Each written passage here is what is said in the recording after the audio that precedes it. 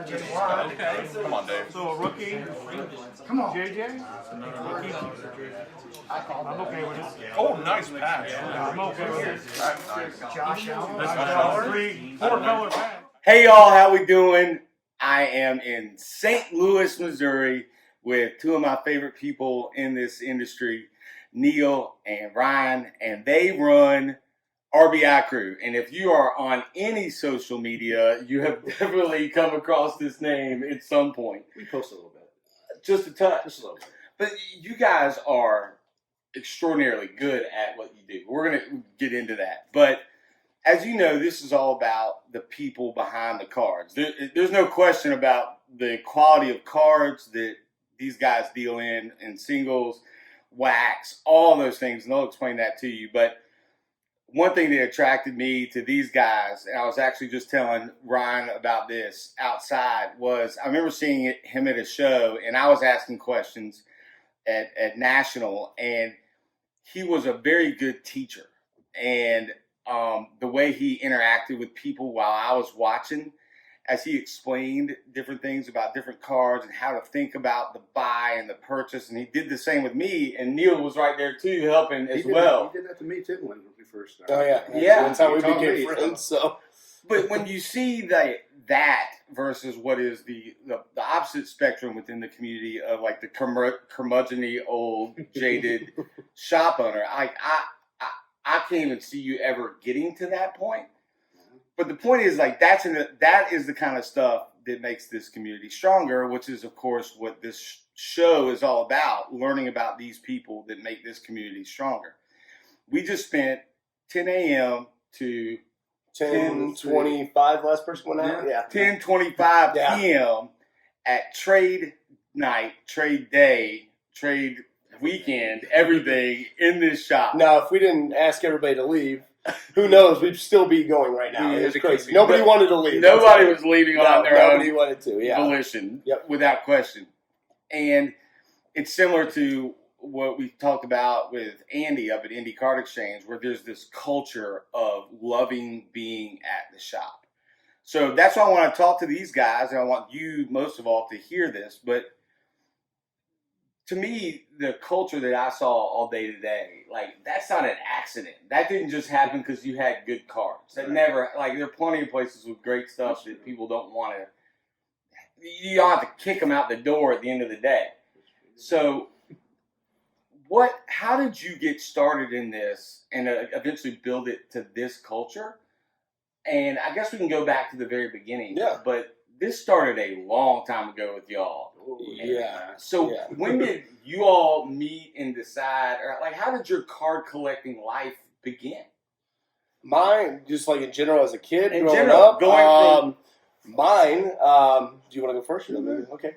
Mine was my dad was into cars, and I never got into cars or anything. Right. So one day, I guess the 16-year-old kid across the street was wanting to do some stuff to his car, but he didn't have money, and my dad's like, well, what do you got? He's like, well, I'll trade you some baseball cards for car parts. And my dad's like, okay, I can do that with my son. So I'm Cards like, for car parts. Cards for car parts. And that's how my dad got me into cards. So we'd sit there. Once he did this, I just fell in love, like instantly. I don't know what it was, but I remember we'd get the stickers and we'd get our price gun and we'd sit there and write every card and put them in a self sleeve and write like nickel book, 10 cents book. This is obviously, this sounds old to us. It's not, like late 80s, you know? Right. We look up every card and you're like, oh, that one's $2. Yes. Like You know, embedded. yeah, like, and I'll never forget my dad to this day, when 91 Stadium Club came out, my dad's like, this is revolutionary. This is going to be the next big thing. This set's going to be worth so much money one day. And it was a phenomenal set. The cards to this day are still so cool. But every time I see my dad, we talk about card, I'm like, Dad, 91 Stadium Club is never going to be the thing you ever thought it was, you know? That whole thing called the internet messed that. But he Yeah, was right. Yeah, he was before. right. He had a good idea. So that's essentially how I became into cards. So, I mean, that's my story of how I got in. I didn't do it a lot as a kid. I've always been in sports since I was 3. I was playing indoor soccer. So I've always been around sports, cards here and there because my grandparents literally lived here. And you go down there, that's the card shop. Really? So I could walk there. Oh my and God. hang out there every once in a while, but not as hardcore as 2007 when I started hanging out with this guy. I'm sorry. Yeah, that's when the addiction started. So what sports did you start in? Baseball and baseball?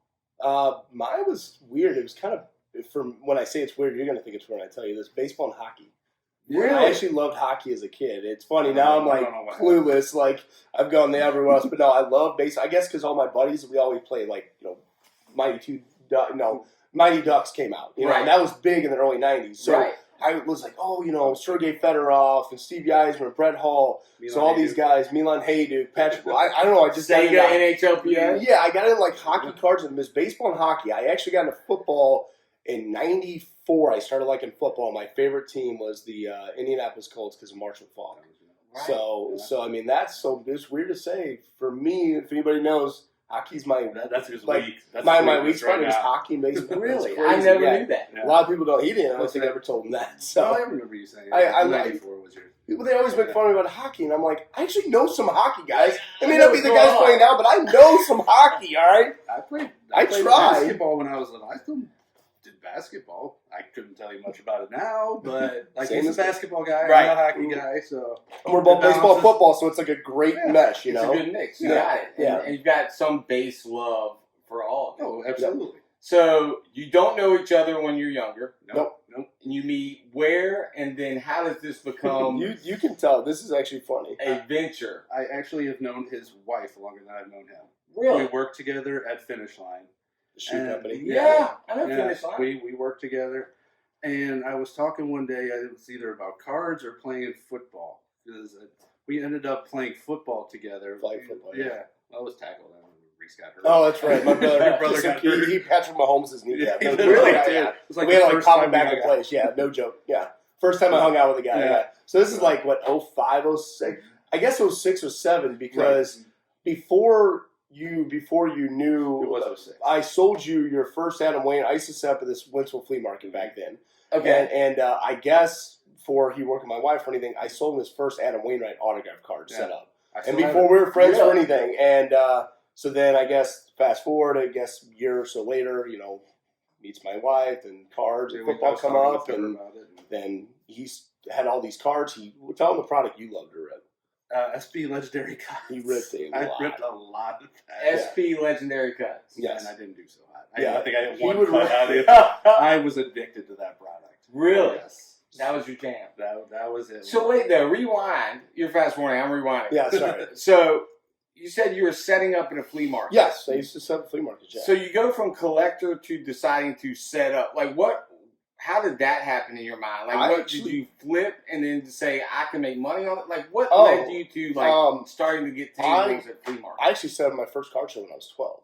Really? Yeah, I would actually Tell set that. up, and I was 12, and then so I set up my first. It was actually at Rittner High School. Ron Estes, who's one of the promoters with us on the St. Louis 3-Day show we do, promoted the show at Rittner High School, and he would get Cardinal players assigned. And I remember I was a 12-year-old kid setting up at the show, and it was once a year he did it, but he would get 4 or 5 athletes, so the Cardinals come in.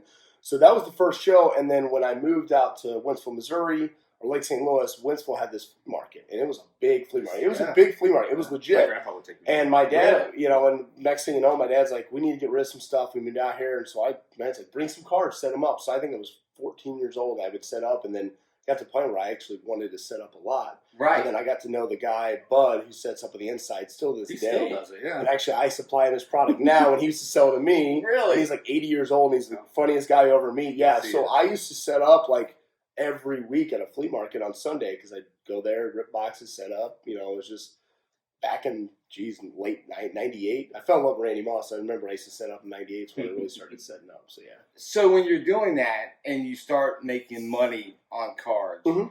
are you at this point? I'm always interested in this because you meet a lot of people that own a shop or get into it, and they're like, at some point I had to stop collecting. I know you haven't. No, but never stop. It shifts. But at this point, are you saying, okay, I'm a collector and I'm dealing, and then there's some point, which is apparently after you all meet, when you're like, this can become a viable business for us.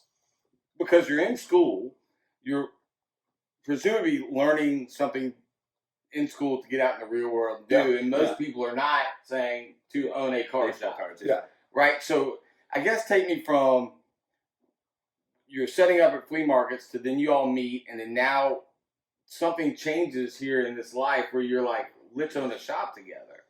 Yeah. Do you want to say anything? I was going to say we started out doing group breaks. Yeah, we started. Back He on got me into YouTube. YouTube. Actually, back he in the day. approached me. He's like, "We need to look in this YouTube group break." It's like 07. Yeah, Right. He's This like, was early. And he's like, I was like, group breaking. This is more ripping and stuff. But that's kind of how we got started. That's where RBICru7 started. Spawned from was YouTube. We created because my ID was RBI Sports Cards. You were Drew Crew 7. We said, how do we have a cool, catchy name?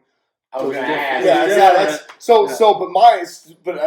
that's one way. But I've always wanted a card shop since I was a kid. Yeah. I used to go to the card shop over on St. Charles Rock Road called MVP.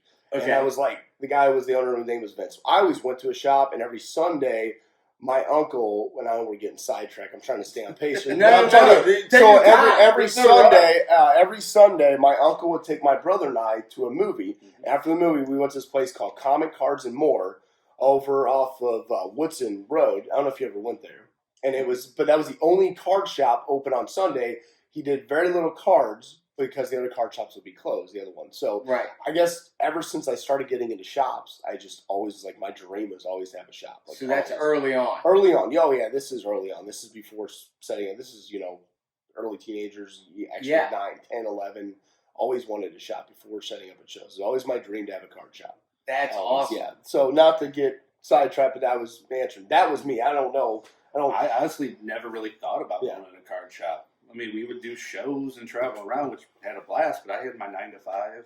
What was your 9 to 5? I worked, when we first opened this, I was working for the Cardinals in their Cardinals? In their retail shop. That's awesome. Yeah. So I was there in 11 when they won. I was there until... I was there, but you were working. Yeah. I was actually I was there watching the game. I was there downtown for the game. I was getting paid to be there. I was... Were you thinking you're going to go within the organization, like run the retail or anything like that? Or you're just like, I'm just grinding away doing my thing? Yeah, I was just thought I'd move up and all that. And then I'll let you tell the story about how this came about. There's a lot to RBICru7. That's the thing. Right. Like, there's so much. There's so much to us. There's so much that goes into how we became friends, how everything. So this shop goes as is. At this point, I left college in 2010. I left in fall 2010, moved out here. He had a place, so him and I lived together. And this is before marriage, for 8 kids. I'd say I was traveling 40-plus weeks a year across the U.S. doing shows. Wow. Traveling to shows, doing things like that, just trying to make money. If anybody remembers this and watching the guys, I used to be known for dime cards. I used to do dime cards. They literally, they made a joke and called me straight change homie. Like Randy Moss Take Cash told me, they bought me a little chains. Oh, that was dime cards, man. I didn't come for money. I literally left college. I had no job, but I said I want to do cards for a living. My passion's cards. So fast forward, we're traveling across. He would travel when he was off. He'd schedule. We would do shows. We would do online, Raz's online blog TV, things like this in our house to do money, and then we'd be a flipper and I'd still be a collector. Right. And so how this came about was the end of 2011, right? Yep. So, at this point, I've been, doing this for over a year. There was a shop just down the street, about, I don't know, 1/8 of a mile down. You take a right, there's a little shop. It was a card shop. Right. And it was a tiny 300 square foot shop. And I would used to go in and I would sell and deal with the guy. Right. So I went in like any normal time, and how's business? Not good, man. I'm like, really, what's wrong? He's like, I think I got to shut down. He's like, you're just not doing enough. I bought this 2 years ago from the guy. His hours were sporadic. And I said, well, I'm sorry. He goes, I just got to get a job. It's just, so what are you going to do with the inventory? And he goes, I don't know. I haven't thought about that. I said, so at this point, I'm like, well, I always want to shop. But at this point, I'm traveling. Right. And I'm like, everything's going good. And I'm like, do I want to shop? I'm like, he goes, let me go and talk to my wife. How about you come back next week and I'll tell you what I want. So weeks going, fast forward. Right. And so at this point, I'm like, I think if we buy this, we can just open in the store. It's a 300 square foot store. Right. Literally. This is 1,000. 300. Think 300 and 1,000. Okay. A third of this. Yeah. Smart. So, I can't even imagine today in a 300 square. I cannot. Oh, yeah. Trust me. The 1,000's outgrown us. So I go in. And I'm like, so, Mike, what do you want? He goes, I want 7. And I said, $7,000? He goes, no, it's $700 for everything. Everything in the store. Everything. Cases, like display Yeah, cases, like that thank you trash can that's still here to this day. That's from the original. 700 for everything. Everything, die cast, you name it, every cards, everything. I think he said he wanted to keep a few things, $700. I literally was like, I can't even negotiate with this guy. I'm like, at this time, $700 to me is this is $20. This is a lot of money. right, We didn't have a of lot course. of money. I mean, we don't. We built this from nothing, and that is the honest truth. So to me, I'm like, That's this is the like a great blessing story. in disguise. So we get the shop, and he's like, I'm like, tell the owner of the building that we want to just take over your lease. We'll open. Well, he didn't want to do it. He's like, well, the people upstairs, they want to rent the place. They want to store their stuff. Yeah. So he's like, give me a week to think about it. This is now we're on. We bought the inventory. Now we're Right. trying. It's in the stop. Now we're like, we need to get the store. Week goes by. I don't know. Give me another week. So he's playing cat and mouse. 3 weeks go by. We drive down here and we find this. And this thing is a crap hole. I Right. mean, this just The neon green. neon Yeah. green. I was That thinking was neon neon green. It was green. weird. This was the It's like a title. flower shop. The bathroom tile was like Beetlejuice type in the movie. That's like this whole place. It's like Ray Gun was- sub shop. yeah, Ray it Gun was a sub shop. comic book themed sub shop is what the guy did. And It was a failed. bar right. Yeah, yeah. This is great. Like I actually maybe able to find the original video on YouTube of this place, man. I You don't should know. be able You to. might be able to find the original video of this place on YouTube on our I'm gonna go look for that Yeah. tonight. So this place is like what the heck? What are we gonna do? So I called. There's a sign like nothing fancy, like for rent. So I called the landlord. I'm like, well, we're looking at this place down the street. I think we're gonna get it. You know, he's like, well, I want $800 a month, and I'm like, we can't do that. Well, I want this. And I'm like, nope. So he's just going down on the phone, and I'm like, Right. I'm a good negotiator. And he's like, well, I'll do $400 a month, but you got to do the remodel. And I said, man, if you do $400 a month and you give us a remodel, we just need 4 walls and everything, and I'll help you do it. You got to do it. He's like, done. We got a deal. So we got to pay $400 a month for like the first 3 years or A whatever. few years. So I mean, so we're like, It's a okay, layup. yeah. Right, Like, right. so we're Yeah. like, So you got all your inventory for $700. We're ready to go. Display cases. Yep. So you're $1,100 in. 1,100, yeah, and then we had For first first month, month. first and last month rent, $800 we had to give them. So, pretty much at this time, I went to my best friend Bruce, who's been my best friend. He actually owns got a big shop now called Reset STL, and now they show up at a KC doing like shoes, sneakers, Vintage clothing. Yeah. vintage clothing. I I went to him. I said, he was always into cards with me, and he loaned me $6,000 on like little interest, and we did Right. 12 payments. So this is the only thing we ever do. So I got $6,000. I buy that. I get this. Then I start buying things for this place. Next thing you know, you got $1,100 left to your name, and you got like 8 boxes on your shelf, and that feels like everything. So we're Right. so we literally we're like, we're ready to go. So we got the place done, and we opened up January 9th of 2012.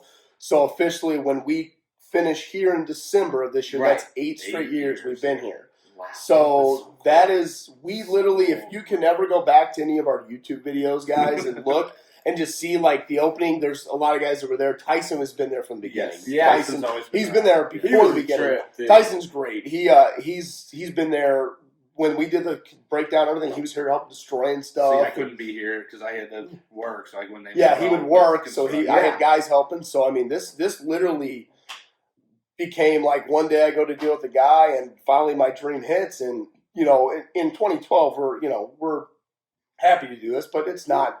People aren't flying in the door. And Social right. media hasn't really blown up at this point. I couldn't Right. be here every day. Yeah, So, I mean, and you could still do online breaks were a thing, but like Right. Facebook, but Instagram wasn't a thing. Yeah. You know, so Twitter was still. I don't even know. This is only 7 years Early. later. It's early. So obviously this is pre-kids. My wife ends up getting a job in Marion, Illinois, which is 2 hours away, and so she goes there to get on the finish line to get a store manager. So I would be working 15-hour days. I wouldn't be asleep. I'd be working nonstop. You Things that I come, you didn't come know. home and do the Raz with the Raz, make money. I mean, I media do anything we had to do box just over to here. make ends meet. Yeah. So I mean, this is really how it started. I mean, and people, I guess that we always had pre-followers on YouTube Right. that have been friends and guys. That's Oh, where yeah, it originally we still- started, and I think that helped us more Yeah. than anything to really get going. We had a ground We- level. yeah. You all the travel around the country, Yes. you building up fans Yep. and different things like that. And then as social media comes in, that, of course, We found connect all we your found our fans. niche there. Yeah. We found our niche there. So you go from 8 boxes on the shelf Hmm. and you're just getting started to now, today, people in and out all day, all this. I guess, I mean, there are the obvious things like social media and all that, but is there a key to that you see looking back, like in these 8 years to get to this point? What were the key pieces of the special sauce that created what we see today to going from 8 boxes on the shelf? Was it singles? Was May not have been it eight creating boxes, local it was. relationships? I think it was less than 8. But What stands out looking back as the things that you saw get results of people coming back or people coming in the door initially? singles were our biggest thing, Right. And singles, there's more profitability for us in singles, especially Right. the cheaper the better. It took us years to really. We couldn't even dive into this for years. We Right. just couldn't afford. And this is with all the products hit nowadays. I really feel for shops that It's are, scary. it's struggling. We're getting hit hard. So, but for us, singles were it. People knew to come to us for singles. We'd have modern singles. We weren't big on the vintage. I'm Right. getting every year goes by, I'm getting a little bitter. Yeah. But singles, we'd be very diverse though. We would have dime cards, There we quarter, dower. We've been, Any but color. and you can see this. Those down there are dime cards. We just had to Right. get rid of. We've never gone away from that. We've never gone away and said, and I do higher end now. I do everything. Oh, Actually, yeah. you see, I bring the high end. Yeah. But like in a shop, it's like I got guys that love dime cards. Dower. There were dudes there all day Oh yeah, today. Dime yeah. card Joe The was here. dime card Joe, the old guy was here first. Yeah. I don't think you were here when he was here. He was wanting to look at dime, but we had the dower, and he just went there and spent $5 in dower. But we've never got away from, I'd say, who we are and what we do, and Where we being start. diverse for everything. Right. So obviously we done in memorabilia over the years, and Which we'll get back to. which we'll get back to because we just had to stop because frankly we don't have the There's no space. room. We don't have the Right. room. I Yeah. mean, we really don't. And this location. So, but being diversified in anything and being priced right, price your stuff the best you can. That's good Being advice. fair, being honest, price your stuff fair. I mean, car does $10 on eBay. Don't put $20 on it. That to me is big, this Yeah. part, because especially as somebody who met y'all, in the middle of your 8-year run here. Right. But I tell the people all the time, I tag you in it sometimes when I'm talking about it, like, I trust y'all implicitly. Because I think y'all have always been, like, dead on. Not only do you explain things well when you explain it, but, like, when I would give you all this stuff at National, you say, well, we can use it all, and, like, here's the process. We go through, reprice it, we take it home. We're not going to sell it right now. To me, that's great advice for people thinking about doing this, which is Research. research, Know your honesty, product. Yep. not price gouging, like developing a process. Because it was clear to me when I took them like 22 row boxes of stuff that was like, I remember that. like, and they had been picked through. There was like, but it was like, I got to get rid of all this, and I trust you. What do I do? And it's like, here's what we do, and here's the steps. Mm-hmm. And it was clear, concise, fair, honest, and I think that goes part of the ethos of this place, why people like to come back and hang out with y'all, because that's what they're getting. Yeah. We just want to be honest with Yeah. everybody. Like I had a guy today, we're doing a trade, and he's like, I got traded on silver. He's doing $100 right. I said, oh, let me look. I don't. No, actually, they do 200. He's like, okay, we'll call it. This is his card, Right. And I could have easily gone, yeah, they do $100, man. And he was like, okay, cool, and take a $100 card. I go, Right. let me double check, man. I said, I don't know what they're at now, and I was like, they're $200. He's like, cool, you still want it? I was like, yeah, I'll Yeah. trade for it. Yeah. I'm like, but he was happy. That's just we've always been that way, I'm not gonna. Why? I don't want to be treated. I don't want to be lied to when I go Right. somewhere. Exactly. It's like I go to a car dealership. I'm pretty clueless. Right. So if I'm a new guy in cards, I don't want to come into a shop where I'm clueless and I'm paying 3 times as something's worth, then find out 6 months down the road or 2 months that I got taken advantage of. You're never going to go back. Ever. And that's And going to word of ruin you in the mouth. hobby too. It's like, what's the point of gouging anybody? It's like just price it right. Like this is Yes. And one thing we do, and we'll tell you in here, a lot of stuff that's inventoried on eBay. Every 30 days, and now that eBay's doing the automatic relist, we go through every morning, okay, these cards are ending, we end all the cards. And what we Right. do, why didn't these cards sell? I research every single card that didn't sell, and if it didn't sell, I lower it. Because I Right. know it needs to be lowered. So that is the thing. So I get the fluctuation in the market. Right. So I may have it $20 and it may be 10 the next 2 weeks. I can't control that. Right. But in 2 weeks after that, when I go look, oh wow, this down to $8 now. Let me lower it to $8 from the 20. Guess It's what? the Then it process. sells. Yes, it's Yes. a process. We And I actually definitely educate people on that, and they're like, "Wow, that's actually great. I could actually." One guy came in 2 weeks later, and he goes, after he came in, and I told him that he come in, he goes, "Dude, I did what you did, And man, I'm selling so much stuff now, and it's like, but you have to do it. And you can't forget about the old stuff, Right. And that's what happens with a lot of these shops, in my opinion. They price it once, they don't ever want to touch it again, Right. They don't want to touch it again, you know. And I'll be honest, the rookie cards, I don't have time to do all that, but I'll tell you right now, when guys are walking up with Luka rookies at half off, they're happy to pay me the half off right now. It's like that's great, you know. But everything else that we can control, we research this every week. That's so every huge. week we research. I go, where's the market at? You know, like, is it down? If it's down, I want to be able to match. If it's up, I don't want to. Prison choice, I don't want to be $350. It's $250. I can't replace it, but $250 is a fair price for somebody. You know, that's so huge to hear that, and for y'all that are thinking about this type of thing, that repricing. Just as a guy that's been mostly a consumer, when I go into a shop and I see like collegiate NT from 2016 a case, and it's at $3,000 or $2,000, and it's like that case sells for $800 now, and it's 3 years later, and like nobody's repriced it. And it's like, man, I'd buy it at $800 right now, take off the hands, but like, man, I don't want to haggle. You don't want to. I don't want to wreck. Oh God, like to know that you guys do that every week is extraordinarily comforting. Don't get me wrong, we do get people come in and say like, could you do any better if I buy a few? And literally we say, to be honest with you, man, there's not a lot of margin. We reprice everything. Right. We price this stuff fair, and almost every guy's completely understand. You're right. You're fair. You know, like you know, that's come over here. Can you knock? We'll work with you on the singles. We've got room, but when it comes to this, like, it's just I look it up every week. I know it. Like, I look at replacements, everything like that. You know. Is there a preference that you have just naturally, less of the business, but just you? Between dealing in the singles versus the wax, is there a part that you enjoy more? Yeah, singles, both of y'all. Yeah. But I've had to learn because of now we've grown so much with allocations. We get so much. This is the thing that I want to give advice to anybody opening a shop or anybody has a shop. If you don't stay on top of this, you can get under before you know it. Right, you will be under before you know it, because the amount of money people are like, oh man, I wish I got as much as you guys did. It's like, we get this much, but you now have to sell it. Just because I have it all doesn't mean it doesn't sell. I got to sell it. I got to price it. So this is truly work. Like, this is work over here, and I love this part of it, and I've been able to balance both. Right. This lacks at times. So some weeks I have to go, okay, I need to get Neil. Hey, I need you. I call it 0 to 30. I put my headphones on. Right. Every customer comes in, you help them, but I'm back there, and every time I pop it off, if anything come out, you know. So I'm back there looking up really singles cool, and playing catch-ups. That's a good thing about the new place. I'll have an office so people won't see that. But I'll still go 0 to 30 in my office with the door closed. It's just me. I can't hear anything. I don't want to hear anything. So for me, it's like I have to.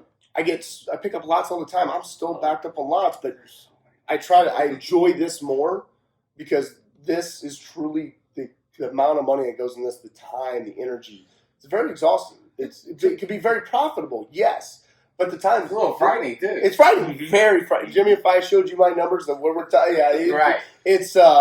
But I never thought I would do this. I never thought we'd be this much into it. It never was intentional. It happened, and we're grateful for everybody. Online breaking with Dave and Adam and the guys, Instagram Live has really blown up. That took off. But that's really helped us because we've grown, and with our numbers and ordering more, we've grown and allocations have gone up. If we didn't have those online buyers, and we have a lot of local buyers, as you saw this weekend, if we didn't have that, then who knows how much I've had. Now, well, yeah, when it's great when you have so much of an 18-19 product that you're sitting on that keeps going up, but the stuff that's going down, when you have a lot of it and you're losing money, you know, it's dead money. You gotta move it. And that's the thing. A lot of the old car shops go, well, I paid $85 for that. I'm not losing on this. I'm making something, buddy. It's $40. I don't care. I'm getting $90. You're not gonna get anything. You ain't gonna get anything, buddy. You just gotta learn. You're making so much. You're making something on this. You can lose on that. And actually, that goes back to Andy. Andy Card Exchange is talking. Yes. That's the thing about Andy and I. Andy's been great. He has kind of taken me under like a little Jedi. Yeah. You know, you're the really, Padawan. Yeah, Padawans really kind of educated me on this. And that's helped me over the years, and we talk a lot about this and going off one another and, you know, how's this product doing and what are your thoughts? But really, he told me you could get all this other stuff that you always want. You can get all that Prism. You can all these great products. You just got to take a lot of the bad, buddy. Right. And I learned, and I'm like, and he's telling me, I'm like, dude, you lost your buddy. He's like, Ryan. If you want to grow, and I have, and you know what, he's right. You have to lose to gain. Right. And there's Black Friday. We're going to lose some money on some product to give everybody a great deal. Right. But we're going to have a lot of fun doing it. Everybody's going to enjoy it. And they're going to look back and say, man, like, can't wait till Black Friday next year. And that's the point is it's about the hobby. It's not always about money. It's about the hobby. And you know what? I have to make a living. We got to make a living. The shop's got to stay on. People understand that. But if I'm going to lose to gain, but I gain over losing, that's fine. Right. I'm winning. As long It's as that about the gain hobby. is over the losing. And if you know you're gonna lose, but you make it a marketing event Yes. or a spectacle that you're still gonna gain on, even though you're losing on these old boxes. Yep. It's gonna pay dividends in the future. You could Neil, sometimes whenever we sell boxes and I lost money, He's I get so happy. I'm just like, I got one of those boxes. It's like I'm losing money and I'm happy to get one off the shelf. And what I love to do is when I get rid of a product that I lost money on, if I can replace it and actually make money now, go buy it cheaper, then I'm happy to rebuy it. Yeah. Then I can go, all right, I can gain back what I lost off this next run. And then I'm like, I feel like it's a break even. Then you could justify it. If you can do it, it's a balance. Sorry, I'm getting This is exactly coffee's what, kicked in. I'm a lot better now. We were being here 12 hours. We were ago, dragging. I go, Jimmy, I'm gonna go get a coffee, and don't you want to go? He said, yeah, that sounds great. I'm like, yeah, we gotta go. I'm hurting. So this is so good for people to hear, and even the old collectors are like, I'm not gonna own a shop, but I like to hear. I'm naturally curious about how it works. I like to learn how it works, and I think there's a lot of people out there that do too. Now, on the fun side of this, when you're dealing with all these boxes, some guys do open this stuff in the shop. Mm-hmm. Oh yeah, a little crazy. You saw a little bit We today. went crazy Today was today. insane. Yeah, Today was nuts. Today was crazy. And it was a record day. Yes, without a Record doubt. week. Yeah, record week, record Yes. everything, and we couldn't be more grateful for everything. It was awesome in here today. Over 8 years in this shop, you've seen a lot of pulls in the shop and things that people have opened, and it's either been something that's very expensive or at the time been something very special to that person.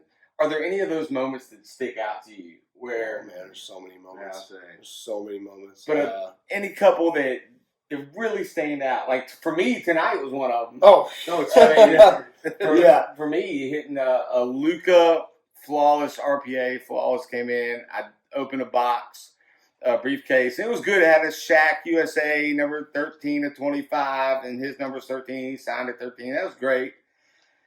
But then, I mean, they're expensive boxes, and that's like, I gotta think about it. But I'm probably gonna get that next one, and I did, and I'm happy I did because in that second box, I opened it without me seeing it to all the guys that were in it. That reaction was great. And the reaction was nuts. This place erupted because I opened it and I can't see it because the lid's in the way. And I see some guys that don't look like they show a whole lot of emotion all the time. They got really and they went got nuts. And it was a wild. Luka Doncic RPA, 4 of 10. You know, the last one sold for $14,900. Big day. Yeah. Big, cool day. That will forever live in my mind here. And actually, the very first time I came here, I stopped by randomly. Yeah. I remember. And I was coming through St. Louis, and I was like, dude, Ryan's shopping, Neil's here. I got to go stop by. And I stopped in, and I bought Triple Threads box, and I hit a Griffey Jr. Redemption 1-of-1 printing plate auto that did come in and is still on my wall at my house from my first time here. But I wonder if other ones that stick out. Actually, one that Jimmy's going to like to hear, and then when I tell him this, he's going to go, oh. 2011 National Treasures. We were back then. We were starting doing like online breaks in the shop. You know, we're trying to do what we can, and it was Gus or Tyson. We're both doing it. Was it Tyson or Gus? I think it was Gus. I think it was Gus, but Tyson was there doing it, and all of a sudden they see the color of the card, the RPA, and Tyson or me, one of us says the color, man. Gus just goes, it's a 1-of-1. We pulled the AJ Green NFL logo shit rookie patch out. Oh! So I knew that one would get to you. Man. That one would get to you. What about you? Sorry. I can't off the top of my head. I mean, it's been so much. It's just it's a lot 8 years. now the biggest pull probably in the shop was done by me, which is the Cy Young, Tell that story. that's the one I was thinking. Go get it. Go get it. Andy you guys go on top. Andy did the same thing. I was like, what's the biggest pull? And I love this because And he was like, "Can I go get it?" And he ran out and got it, and he came back. He was like, "I'm sorry, it's dead air." And I was like, "No, dude, this is awesome. This is what it's about." He never brings that card here. Really, and brought it today. He brought it today. How about the LeBrons with it? Yeah. And his own got the personal briefcases. LeBron collection, which is Insane. Which insane. Jimmy finally gets to see in person tonight. I'm a little nervous. I should probably be handcuffed at one end of the room. I just hope I don't get a call. Where do you have the babies up? Yeah, I was like, we're still 6 looking at a.m. LeBron. So this was, I put this on YouTube years ago, and if anybody's followed us through YouTube, and by the way, when I did that video, if I kind of came off arrogant, I was younger, so sorry. That was long back in the day. We've all been there. So the biggest pull was 2011 Tier 1. And I remember this. We were open maybe 3 months, because I came back from the March Chicago show. Now, back then, I have a thing now where I don't go to the shelf and rip product off. If I want something, I especially have it ordered, and I only rip with my family. I don't rip anything in the shop. I only rip with my kids and my wife. That's it. Smart. So that's what I do, and we barely have time to do anymore. But, so I come back, there's 4 boxes of Tier 1 on the shelf. I wasn't here. I was at work. And so I come back, and I'm like, yeah, I love this stuff. And I'm like, I can't sell it. It's not selling. You know what? If I rip it, I could probably sell the content and get my money back. Right. It's 2011. 2012 at this time, but this was 2012. This is 2011 product. So I ripped the first box, and it's horrible. So I ripped the second one. It's awesome. I ripped the third one. It's even better. I'm like, there's no way this last box could be that good. Like, I just remember saying it. Gus was the only one here, and I go, I'm going to regret ripping this. You know how big Gus is. So I open this pack, I open the box, and I open the first Tier 2 one. I look, and the card's completely different than any other card in the set. And I'm just like, what is that? And he goes, oh, I think that's a dual, because when I'm looking down at the card. Right, At the top, it doesn't have the same look. You can tell. So I literally get to it, and I do this, and I put the card down, and I scream like a little girl, run around the shop. Gus is like 110 soaking wet, and I jump up, and he grabbing me. Like, I'm like, oh my gosh. And it literally is the biggest thing. And I'm a cut collector, and I still have it to this day. And people always said, like, and back then I could easily sold this. The business could have used it. And I said, this is the greatest thing I've ever pulled in my life, and I'll never sell it. You can find Babe Ruth cuts more than you can find that Cy Young. Oh my gosh. So that's my favorite pull in the shop. All right. And I hate to say, like, it's mine, it's like, and that's not about the shop and the shop owner pulling it, but times were different back then, and it was all about, anybody could bring money in. So, you can find Babe Ruth easier than you can find this. Yeah. Cy Young is very rare to find on a good card like that with a picture of Cy Young. They don't have as many Cy Young cuts. I mean, dude, he's got to be good. They named an award after him, right? and I love it too. That it's like you say, I would have been mad if he got rid of that. Yeah. That there's still, there was hard like times. I said, there's still there is that underlying collector love of the hobby in both of you DNA. Yes. Right, where there are some times when it's like, man, that's just not going anywhere. Yeah. Like this is more about the spirit of what we loved and got into this for in the beginning. Yeah. Than sell, move. My Wainwright collection will never go. That's what got us to know each other. Never sold one ever. Got me into the hobby. Yeah. Was him selling you the Wainwright. Yes. That's what you do, and that's what you keep. So that gets me that's a perfect segue into my next thing, which is I ask everybody, and it might be that for you, but you can pick another one too. House is on fire. You can only grab one hand a couple of cards. What do you take with you? What is your personal grail that doesn't matter the eBay sold items, watch count value? What are you taking? It would be the Wainwright. Yeah, which one? Which one? It would be probably the finest rainbow that I'm still trying to put together. But it means more than it just being a card. It's like I said, that's how our friendship really started. It got me into this hobby that is now what I do.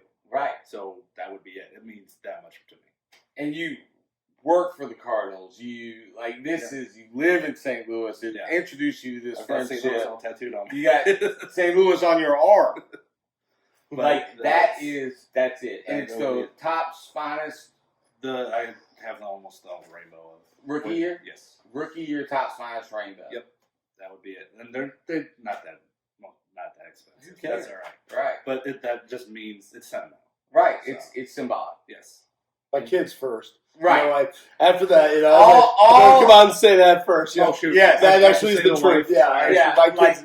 If I had a split second to go back in, I got everybody out, and Yeah, Shannon, all, let me go back all in, animate things are safe Okay. and out. Oh. Inanimate things, Way to make me now feel you better. got that. sorry, I was like, buddy, I'm going. Oh, yeah. Family's first, buddy. Like, Sorry, Steph. My bad. Family's Dogs, first. cats, kids, Oh. wives, spouses, plants you may love, all things that create oxygen and carbon dioxide are safe. There we go. Back to it. So, as much as I want to say that, and it means a lot to me, is the biggest pull. I can't leave my baby behind. I got to grab that. Yes. I can't- I want to see the babies. Show me the This is the bra. closest I'll ever get to owning the exquisite. Wrong one. He's got some, man. I got them in order. I just grabbed the wrong one. Oh, it's locked. What I do? We got. I love getting into the safe and seeing this. This goes back home to the real safe, but that would have to be that guy. Oh God. I couldn't let that one. As much as I love Cy Young, that I'll never. I don't think it's safe to say I'll never own exquisite. So this is going to be the closest I'm going to get to it. It's one of my favorites in my collection. That is what you call a daddy. Look at that 9510 0304 Ultimate He Collection didn't have the hair. rookie auto. 9.5 centering, 9.5 edges, 9 corners, 10. Sure, at that point I've specified that. So God, look at that beauty. If you like basketball cards, you need to probably get a napkin and get the drool off your face. yeah, Jimmy's like, all right, he's like, Cy Young's cool, but let's just get to the real one here. So whatever. that would have to be it. Thanks again, Mike, MC Sports Cards. We don't want to say how much we traded for that I one can't back wait in the to day. interview Mike. That guy's got craziness coming through. Ask him his how much we house. called this back in the day and traded. We're not going to go there. Right. They were a little bit I want to go cheaper. there now. Yeah, we called like $7,300 in trade back in the day. Oh my goodness gracious. Yeah. That's a monster. Yeah. So have you, speaking of the big cards, the crazy stuff, I mean, it's hard to beat Cy Young, LeBron James, beginning of friendships, like that's what it's all about.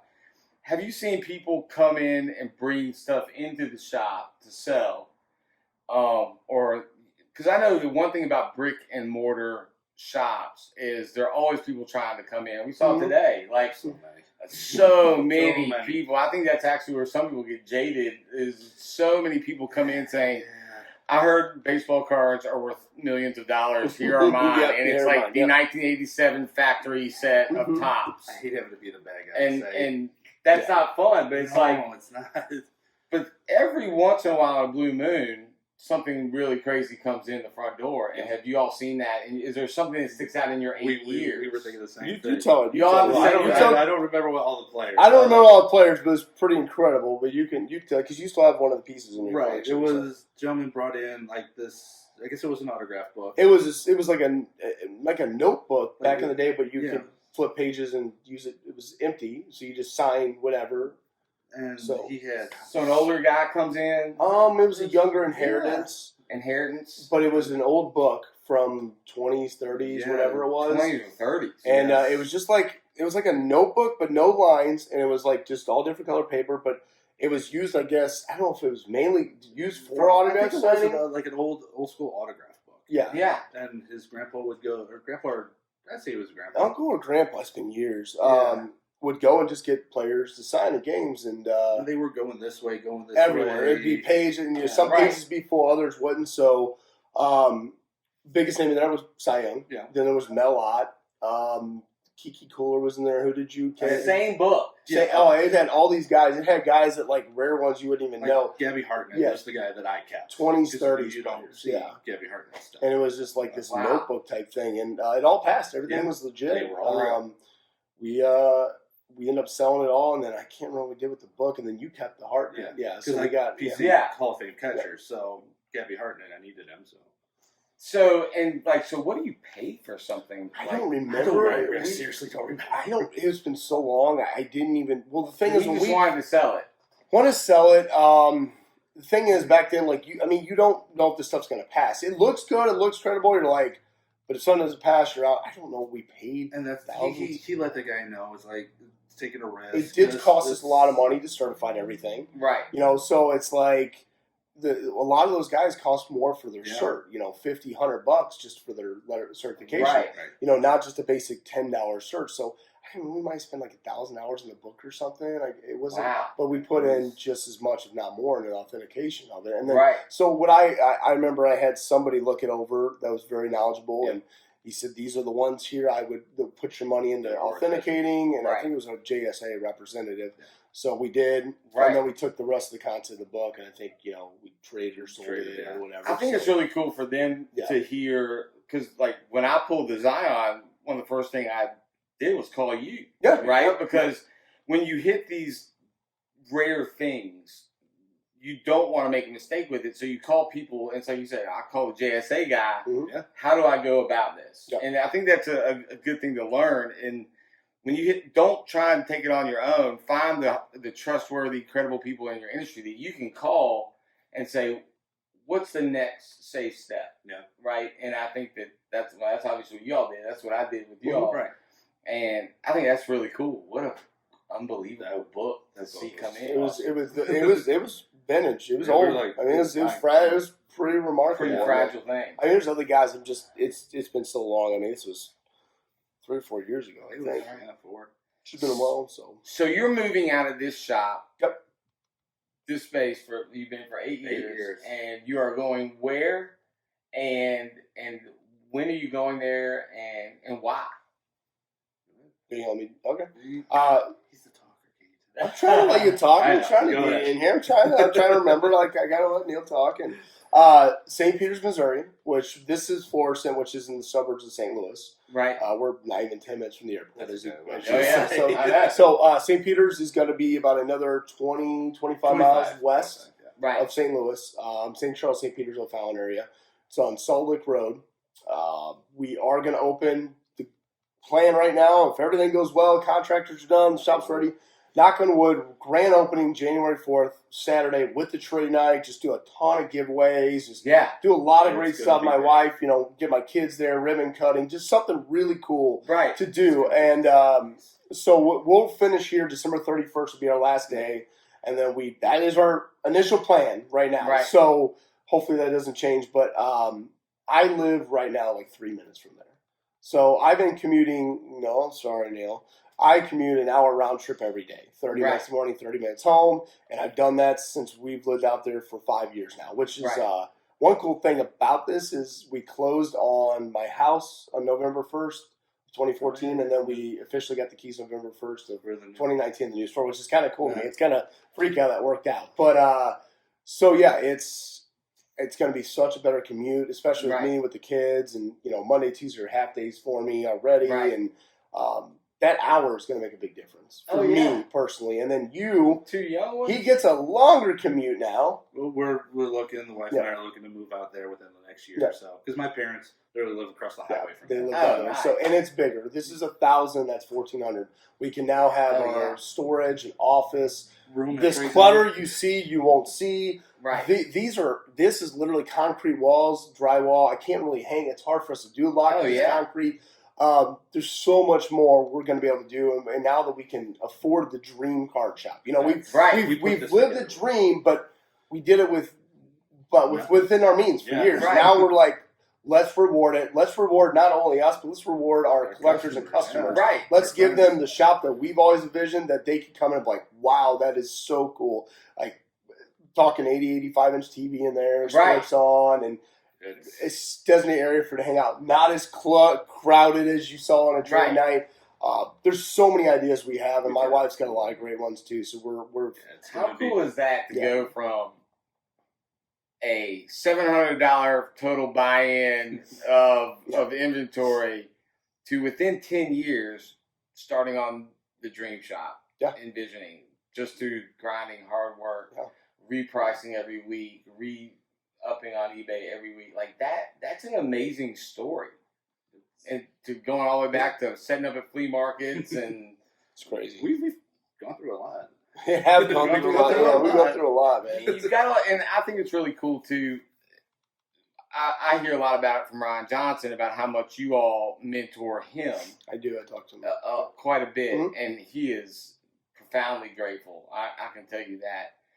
But for other people, I guess it's two pieces of advice I'd love for you to share. One is, if somebody is looking to do what y'all have done and do this as a way to make a living, what would you say to them? And then to just collectors, guys like me, what would you say is the important thing about the hobby and doing this for fun or just being in it?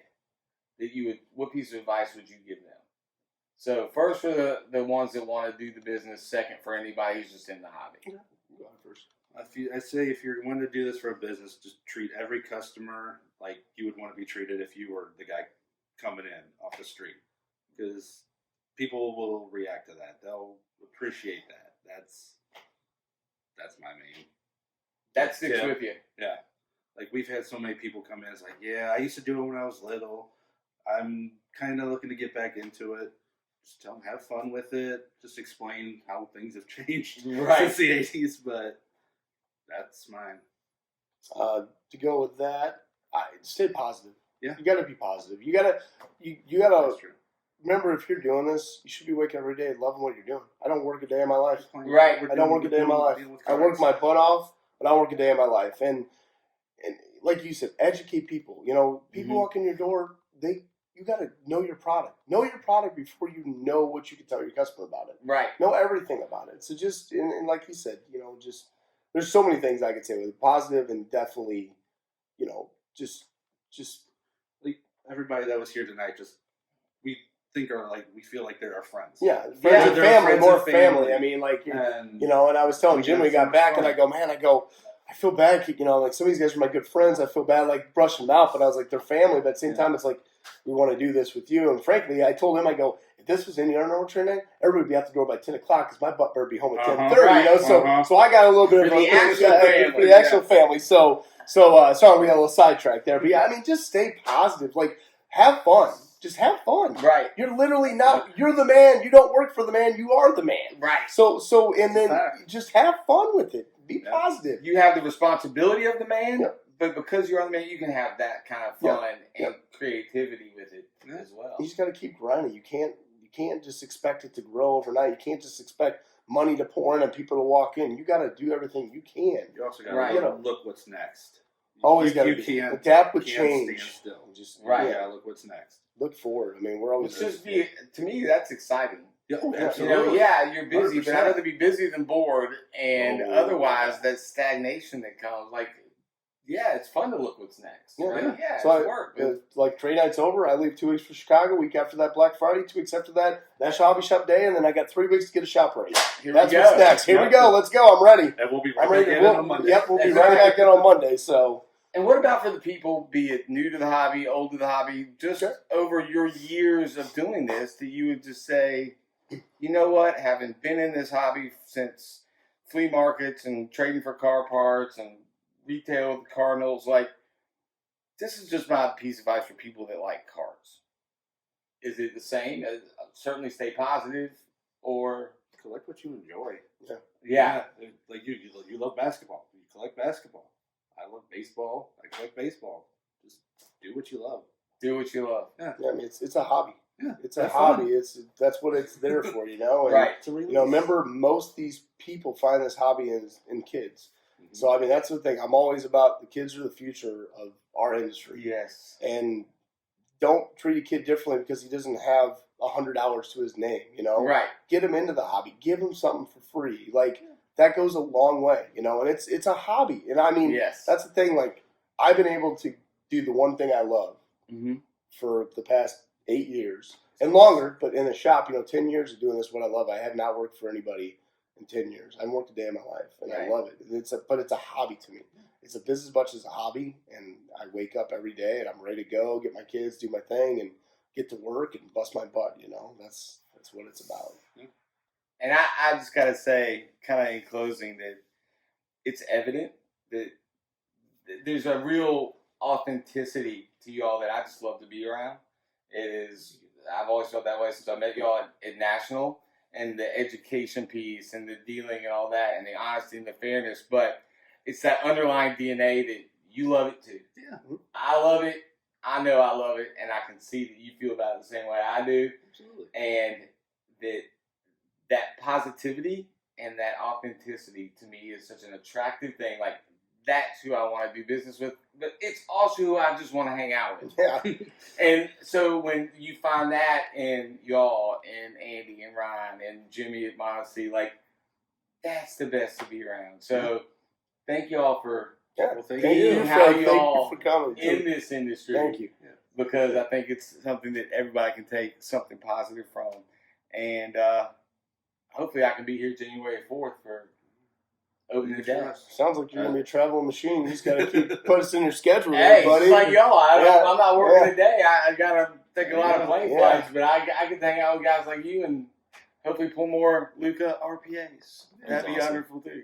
But The best part of that reaction was 7 seconds later, he still had no idea it was there. He looks at me and he goes, everybody's freaking out. He looks at me and he goes, I don't even know what I hit. like, And I was just like, what card is this? I'm like, oh my God, he doesn't even know. I'm like, Nobody calmed down enough to No, tell me no. what the card he was. just looks, What did I do? what I hit. Yeah. He literally, the briefcase like this, he can't see. I It's did it on great. purpose. So like, well, I'll know if it's good or not really quickly. And but you there's do. so much like, It's funny. Matt was like the biggest reaction. Yes. Matt's not a guy to do that. Right, that's and what he I'm was saying. still, Like, he's just like, oh my God, like just like I lost couldn't me, you believe know? it. I was like, that dude's excited, then Yeah. I must therefore be I excited should be because good. that There guy should doesn't be look like he something gets excited very Yeah. often. He doesn't No, get he that doesn't. loud. That was He awesome. doesn't. Yeah, it was fun. I was like, It was oh, he fun. hit something good. Yeah, it was That's good. awesome. Well, Yeah. thank you guys. Thank you. I Appreciate you making it. Thanks Much again love. for And making a trip here. I'll see you at the next stop or state or wherever that is, but this was a special one. So see you guys soon. See ya.